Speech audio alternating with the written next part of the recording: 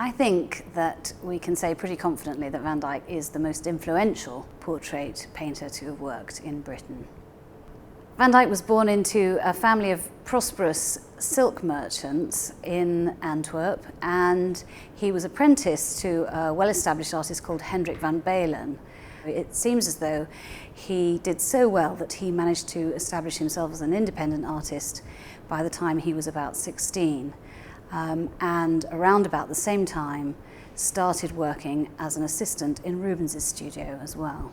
And quite early on he's reported to be Rubens's most talented assistant. But at the same time he was developing his own style, which slightly branched away from the sorts of things that Rubens was doing, and that set him up to be in a very good position to get commissions that Rubens couldn't undertake. So after a relatively short time it would seem that Antwerp in a way became too small for both of them. Van Dyck's second visit to Britain was in 1632. At this time Charles I was on the throne, and he did everything he could to keep the artist in this country.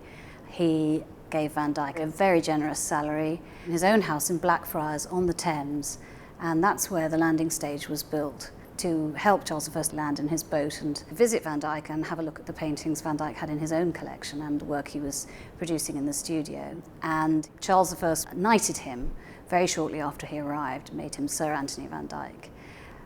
Painters before Van Dyck had on the whole thought of themselves as artisans, and that's how they were treated, that's how they were paid, that's how their workshops worked. There wasn't a lot of difference, at least in Britain, in the way that artists operated from the way that, for example, carpenters or other skilled craftsmen worked.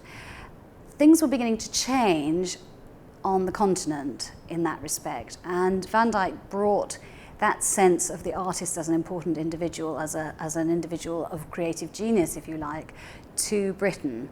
And that was recognised very early on by the king, his main patron, in the fact that he knighted him. He immediately put him in a position where he was socially at a level with people who artists normally weren't regarded as being equal to. There hadn't been a principal painter under James I, and I think in a way Charles I was deliberately trying to emulate continental European rulers who had promoted themselves with the use of portraiture. And he saw Van Dyck as a means to do this and appointed him principal painter.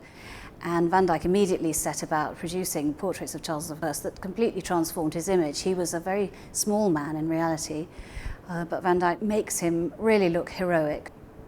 Portraiture in England before Van Dyck had been quite different, really. In Elizabethan times and right through into James I's reign, portraiture tended to have an emphasis on surface decoration and on the trappings of power and glory, so that people's rich clothing in particular and jewellery were often almost more the subject of a picture than the person themselves.